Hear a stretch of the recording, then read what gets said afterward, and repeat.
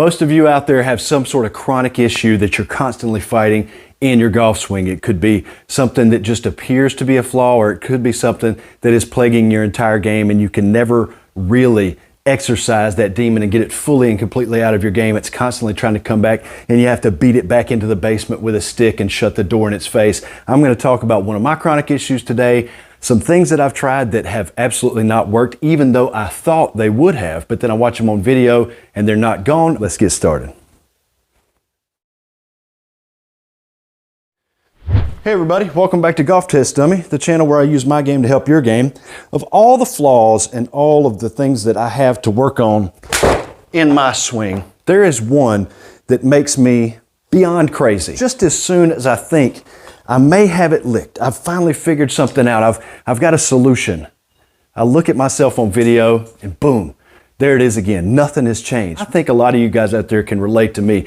Comment down below if you've ever taken a video of your swing, seen something that you wanted to change, then made a swing that felt wildly different, that felt almost what you would call extreme, but you look back after on videotape and it's no different. It's literally no different. I have that issue.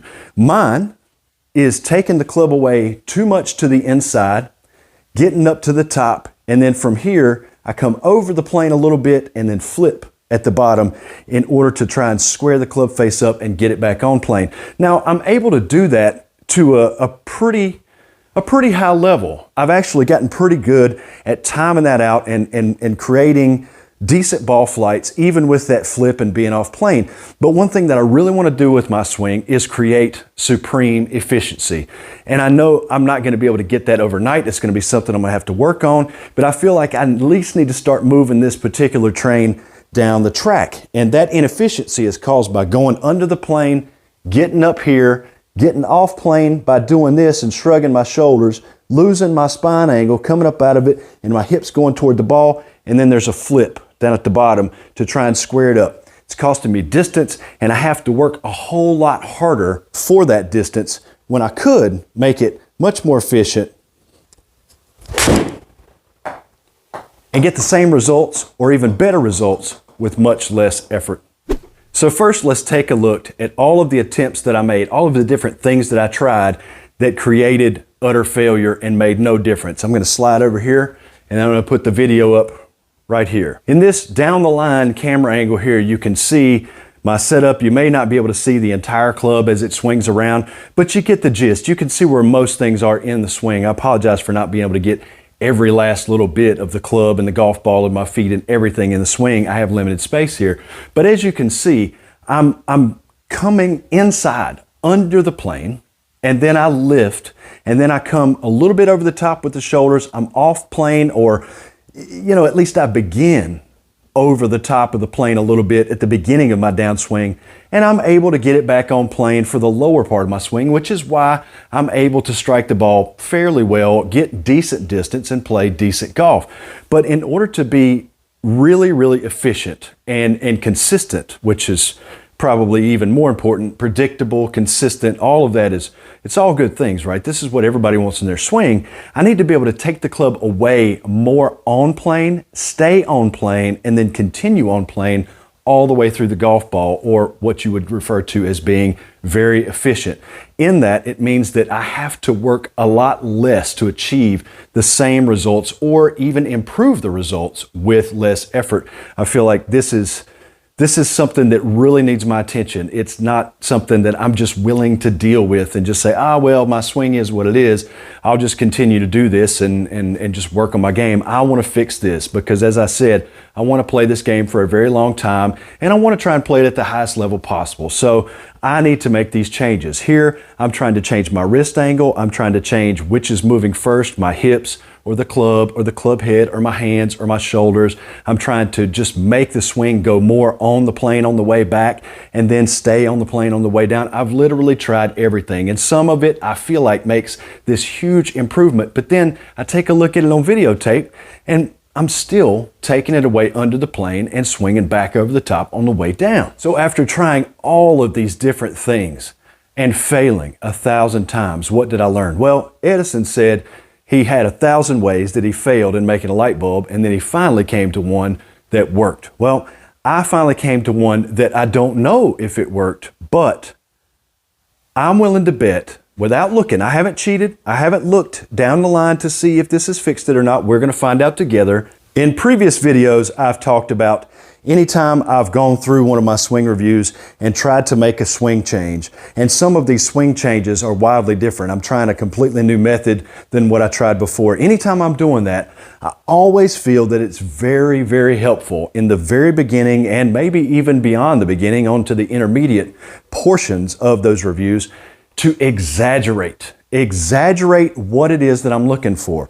So if I take the club away inside and then I get up to the top like this, and then I start the shoulders over, come down, and have to flip. If that's where I'm at, that is if I exaggerate it, just like this. Now I've seen all sorts of videos on reversing the figure eight drill. So instead of this move here, which is an exaggerated version of what I do, you want to reverse it and do this.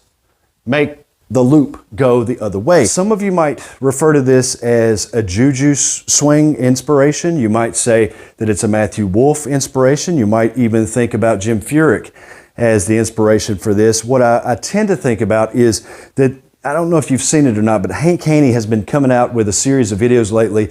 I think that you have to pay to get access to these videos, but he's basically talking about a reverse slice sequence, and it's mostly for people who slice the golf ball. I don't slice the golf ball, but it's the same thing. You're reversing the figure eight. So you're taking the club inside and you're coming over the top. This is your figure eight, this way. And he wants it to be the other way, out to in, out to in. And if you can reverse that and you can exaggerate that reversal, it's going to get you going back more on plane and coming down more on plane. I'm not looking for perfect contact yet.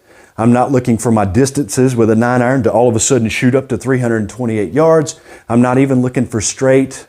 I'm expecting a lot of thin shots, fat shots, blocked off to the right, some where I just make terrible contact. But what I'm looking for is to get my path more on plane, going back and coming down. I'm just looking for the plane change right now, and I'm not going to be making effort-filled swings. I'm probably going to be swinging maybe 60, 65%. I don't know that I exaggerated enough there. If I look at this on video, I'm willing to bet that that's not too far from where I was. So I really need to exaggerate even more. So let's make an even bigger loop. I'm going to feel like the club goes out here. Terrible contact. Very thin. Don't know. So that's a coin toss as to whether or not I feel like that's made a visual difference down the line. That felt way different going out.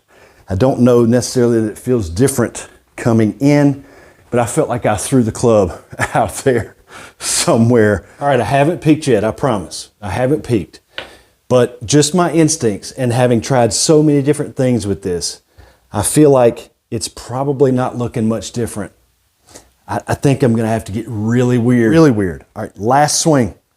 We're gonna get so weird. We're gonna get ridiculously weird. We're gonna feel like it's a big loop that never has the club on the screen.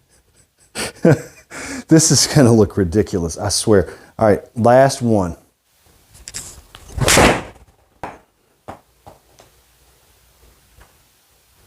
Okay. You know what? I said we weren't really going to look at the numbers and the contact and be real scrutinous with that, but that's pretty good. That's my normal carry, 146 carry, 104 ball speed. The contact felt pretty decent, not perfect. It wasn't dead on the sweet spot, but I felt like that club stayed off the screen the entire time.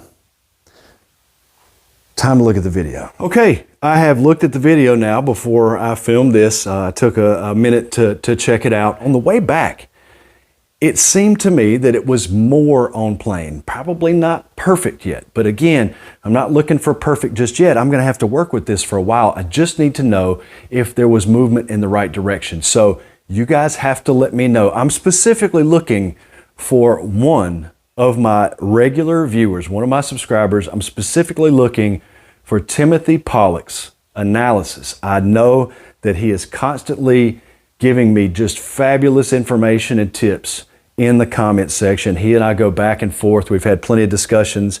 I really want him to take a look at this and see. So you guys look for Timothy's comments. But I need all of your comments because I need to know as a group, if I were to take a poll and ask you guys, yes, did it make a difference, or no, it did not make a difference?